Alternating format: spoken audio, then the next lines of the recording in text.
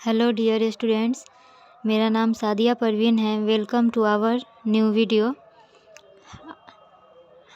आज हम पिछले क्लास में हम लोगों ने 2011 से 2023 तक में पूछे गए इकोनॉमिक्स यानी कि अर्थशास्त्र के प्रश्न किए थे। आज हम लोग उसका पार्ट 3 पढ़ेंगे और पार्ट 3 में हमारा क्या है, चैप्टर 3 पढ़ेंगे अब हम लोग। तो चलिए हम लोग स्टार्ट करते हैं। पहला क्वेश्चन कह रहा है, किसने कहा मुद्रा वह है जो मुद्रा का कार्य करती है। किसने कहा मुद्रा वह है जो मुद्रा का कार्य करती है। पहला ऑप्शन हमारा कोलबर्न, नैप, सोलिगमैन, हार्टले, विदर्स। तो इसका आंसर हो जाएगा हमारा डी, हार्टले विदर्स। नेक्स्ट हमारा कागजी नोट कहाँ पे बनता है, किस देश में बनता है, तो चीन में। चीन क्या है, कागजी नोट को बनाता है। नेक्स्ट क्वेश्चन है हमारा, मनुष्य के आर्थिक जीवन में सबसे महत्वपूर्ण क्या है। मनुष्य के आर्थिक जीवन में सबसे महत्वपूर्ण क्या है। ऑप्शन है हमारा ज़मीन, मुद्रा, खेतों के कागजात, मालगुजारी के रसीद। तो इसका आंसर हो जाएगा हमारा बी, मुद्रा। नेक्स्ट क्वेश्चन है, इनमें से कौन सा मुद्रा एक आधुनिक रूप नहीं है। इनमें से कौन सा मुद्रा एक आधुनिक रूप नहीं है। तो इसका ऑप्शन हो जाएगा दिया हुआ है मुद्रा, जमा, ड्राफ्ट, इनमें से कोई नहीं। तो इसका आंसर हो जाएगा हमारा बी, जमा। नेक्स्ट क्वेश्चन कर रहा है, आजकल मुद्रा का कौन सा रूप अधिक प्रचलन में है।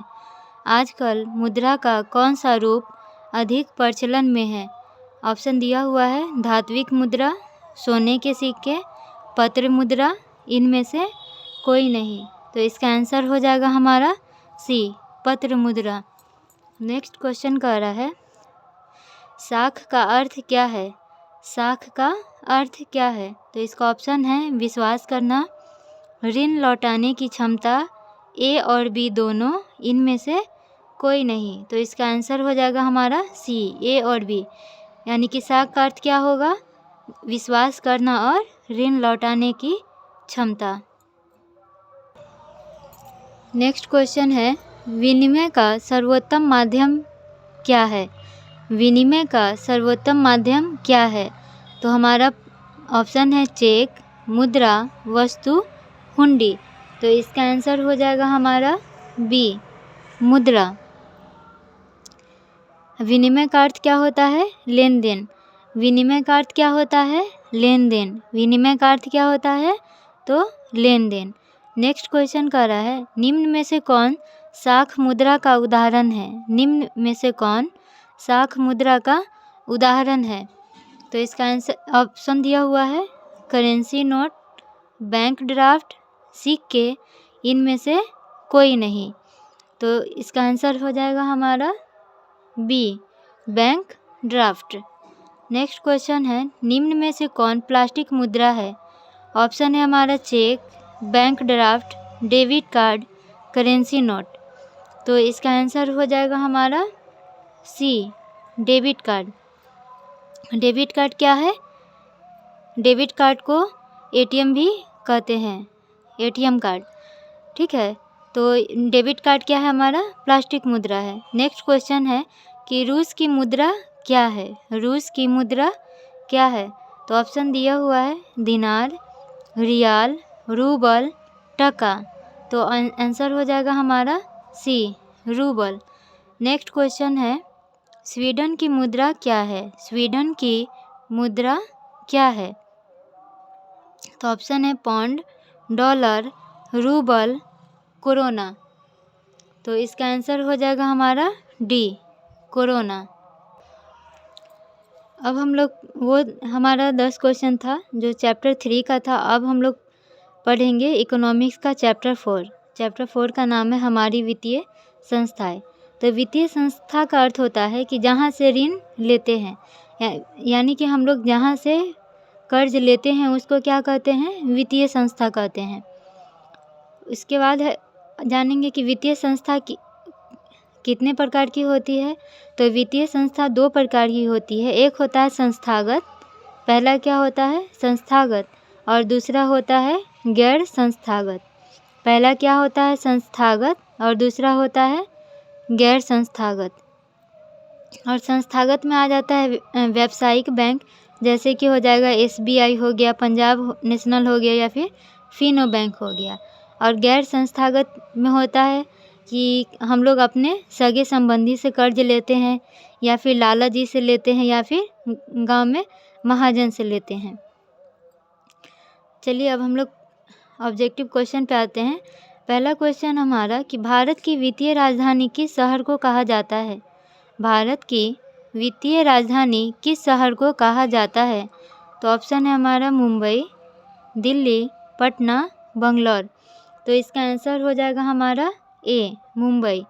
तो भारत की वित्तीय राजधानी किसको कहा जाता है, मुंबई को कहा जाता है। और वित्तीय वर्ष क्या कब से कब तक का होता है। तो 1 अप्रैल से 31 मार्च तक होता है। वित्तीय वर्ष कब तक, वित्तीय वर्ष का समय कब से कब तक होता है। तो 1 अप्रैल 31 मार्च तक। नेक्स्ट क्वेश्चन है हमारा कि भारत में करेंसी नोट कौन जारी करता है। भारत में करेंसी नोट कौन जारी करता है। तो ऑप्शन है हमारा वित्त विभाग, वाणिज्यिक bank, reserve Bank of India, इनमें से कोई नहीं। तो इसका आंसर हो जाएगा हमारा C Reserve Bank of India. RBI को क्या कहते हैं, बैंकों का बैंक। बैंकों का बैंक किसको कहते हैं, RBI को। बैंकों का बैंक किसको कहते हैं, RBI को। और RBI की स्थापना कब हुई थी। तो 1935 में। RBI की स्थापना कब हुई थी, 1935 में। और RBI का राष्ट्रीयकरण कब हुआ, 1949 में। RBI का राष्ट्रीयकरण कब हुआ, 1949 में। कह रहा है कि बैंकों से संबंधित नियम कौन जारी करता है। तो RBI।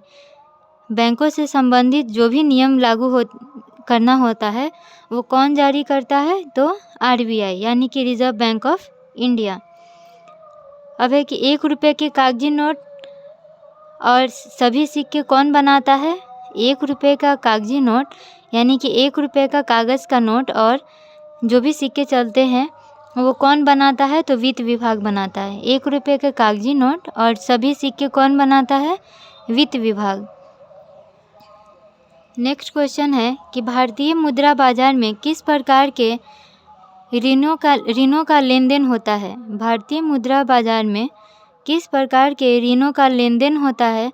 तो ऑप्शन दिया हुआ दीर्घकाल, अल्पकाल, A B दोनों, डी में दिया हुआ इनमें से कोई नहीं। तो इसका आंसर हो जाएगा हमारा C A B दीर्घकाल और अल्पकाल। चलिए नेक्स्ट क्वेश्चन है हमारा कि निम्न में से कौन सा संस्थान भारत में मुद्रा जारी करने के लिए अधिकृत है। कौन सा संस्थान भारत में मुद्रा जारी करने के लिए अधिकृत है। ऑप्शन दिया हुआ है रिजर्व बैंक ऑफ इंडिया यानी RBI, state bank of India SBI, संसद, राष्ट्रपति। तो इसका आंसर हो जाएगा हमारा A reserve Bank of India यानी कि RBI। नेक्स्ट क्वेश्चन है कि रिजर्व बैंक ऑफ इंडिया की स्थापना कब हुई थी। रिजर्व बैंक ऑफ इंडिया की स्थापना कब हुई थी। तो ऑप्शन है 1930 में, 1935 में, 1942 में, 1945 में। तो इसका राइट आंसर क्या हो जाएगा, 1935 में। और RBI का राष्ट्रीयकरण कब किया गया था। तो 1949 में। RBI का राष्ट्रीयकरण कब हुआ, 1949 में। नेक्स्ट क्वेश्चन है दीर्घकालीन ऋण प्रदान करने वाली संस्था कौन सी है। दीर्घकालीन ऋण, दीर्घकालीन कहने का मतलब होता है लंबे समय तक कर्ज देने वाली संस्था कौन सी है। तो इसका ऑप्शन दिया हुआ है कृषक महाजन, भूमि विकास बैंक, प्राथमिक कृषि साख समिति, इनमें से सभी। तो इसका आंसर हो जाएगा हमारा B भूमि विकास बैंक। भूमि विकास बैंक क्या करता है, वो लंबे समय के लिए हम लोग को कर्ज देती है।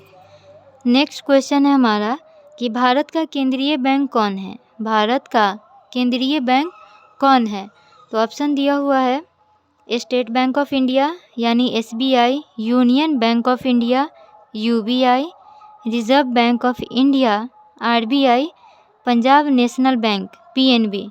तो इसका आंसर हो जाएगा हमारा C, reserve Bank of India यानी RBI। चलिए नेक्स्ट क्वेश्चन है हमारा कि वाणिज्यिक बैंकों का राष्ट्रीयकरण कब हुआ था? वाणिज्यिक बैंकों का राष्ट्रीयकरण कब हुआ था? तो ऑप्शन है हमारा 1966 में, 1969 में, 1980 में, 1975 में। तो इसका आंसर हो जाएगा हमारा B, 1969 में। अब है कि वाणिज्यिक बैंक का राष्ट्रीयकरण कब हुआ था? वाणिज्यिक बैंक का राष्ट्रीयकरण कब हुआ था? 1969 में। तो राष्ट्रीयकृत बैंकों की संख्या कितनी है? 19।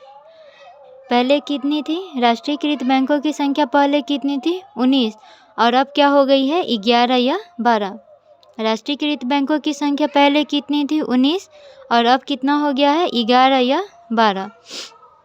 नेक्स्ट कर रहा है इनमें से कौन सा संस्थागत वित्तीय संस्थान है? व्यावसायिक बैंक, महाजन, सेठ साहूकार या रिश्तेदार। तो इसका आंसर हो जाएगा हमारा A, व्यावसायिक बैंक।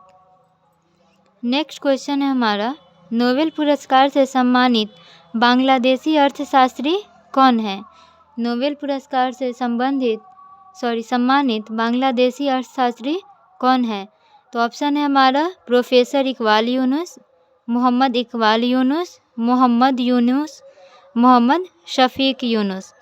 तो इसका आंसर हो जाएगा हमारा C, Mohammad Yunus. Next question है कि भारत में कितने राष्ट्रीयकृत बैंक है? भारत में कितने राष्ट्रीयकृत बैंक है? तो इसका ऑप्शन दिया हुआ है 14, 19, 20, 27। तो इसका आंसर हो जाएगा हमारा A, 14। नेक्स्ट क्वेश्चन है गैर संस्थागत वित्त प्रदान करने वाला सबसे लोकप्रिय साधन है कौन है? गैर संस्थागत वित्त प्रदान करने वाला सबसे लोकप्रिय साधन कौन है? तो ऑप्शन दिया हुआ है देसी बैंकर, महाजन, व्यापारी, सहकारी बैंक। तो इसका आंसर हो जाएगा हमारा B, महाजन। चलिए नेक्स्ट क्वेश्चन है हमारा कि शेयर बाजार की नियामक संस्था है कौन है? शेयर बाजार की नियामक संस्था कौन है? पहला ऑप्शन है SIDBI, RBI, SEBI, stock exchange. तो इसका आंसर हो जाएगा हमारा C, SEBI। नेक्स्ट क्वेश्चन है प्रत्यक्ष कर के अंतर्गत किसे शामिल किया जाता है? प्रत्यक्ष कर के अंतर्गत किसे शामिल किया जाता है? तो ऑप्शन है हमारा आयकर, उत्पाद कर, बिक्री कर, इनमें से कोई नहीं। तो इसका आंसर हो जाएगा हमारा A, आयकर। नेक्स्ट क्वेश्चन है भारत में सहकारिता आंदोलन की शुरुआत कब हुआ? भारत में सहकारिता आंदोलन की शुरुआत कब हुआ? तो ऑप्शन है हमारा 1904 में, 1905 में, 1907 में, 1920 में। तो इसका आंसर हो जाएगा हमारा B, 1905 में। नेक्स्ट क्वेश्चन है कि भारत में 1 रुपये का नोट जारी कौन करता है? भारत में 1 रुपये का नोट जारी कौन करता है? तो ऑप्शन है हमारा भारतीय reserve bank, central bank of India, वित्त विभाग, स्टेट बैंक ऑफ इंडिया। तो इसका आंसर हो जाएगा हमारा C, वित्त विभाग। नेक्स्ट क्वेश्चन है कृषि तथा ग्रामीण विकास के लिए पुनर्वित्त करने वाली शीर्ष संस्था है कौन है? तो ऑप्शन है भूमि विकास बैंक, नाबार्ड, क्षेत्रीय ग्रामीण बैंक और व्यावसायिक बैंक। तो इसका आंसर हो जाएगा हमारा B, नाबार्ड। नेक्स्ट क्वेश्चन हमारा सहकारिता साख समिति कानून कब पारित हुआ? सहकारिता साख समिति कब पारित हुआ? तो ऑप्शन है हमारा 1902 में, 1904 में, 1910 में, 1919 में तो इसका आंसर हो जाएगा हमारा बी 1904 में। सहकारिता साख समिति कानून कब पारित हुआ? तो 1904 में। नेक्स्ट क्वेश्चन है, ग्रामीण बैंक के संस्थापक कौन है? ग्रामीण बैंक के संस्थापक कौन है? ऑप्शन है हमारा प्रोफेसर मोहम्मद यूनुस, बिमल जलान, अमर्त्य सेन, सी रंगराजन। तो इसका आंसर हो जाएगा हमारा ए प्रोफेसर मोहम्मद यूनुस। ये था हमारा चैप्टर 3 और चैप्टर 4 का ऑब्जेक्टिव क्वेश्चन जो प्रीवियस ईयर एग्ज़ाम में पूछे गए थे, जो कि 2024 के लिए बहुत ही ज़्यादा इम्पॉर्टेंट है। इसमें से भी क्वेश्चन आने के बहुत चांसेस है, इसलिए आप सभी स्टूडेंट से मेरी रिक्वेस्ट है कि इसको अच्छी तरह से याद कर ले और अपनी एग्ज़ाम की तैयारी बहुत अच्छे से करें। और अगर मेरा ये वीडियो आप लोग को अच्छा लगा हो तो प्लीज़ इसे लाइक करें और अपने सभी दोस्तों में ज़्यादा से ज़्यादा शेयर करें, जिससे उनके भी मैट्रिक बोर्ड एग्ज़ाम की तैयारी अच्छे से हो पाए। और मेरे चैनल को सब्सक्राइब भी करें। मिलते हैं फिर नेक्स्ट वीडियो में। Thank you.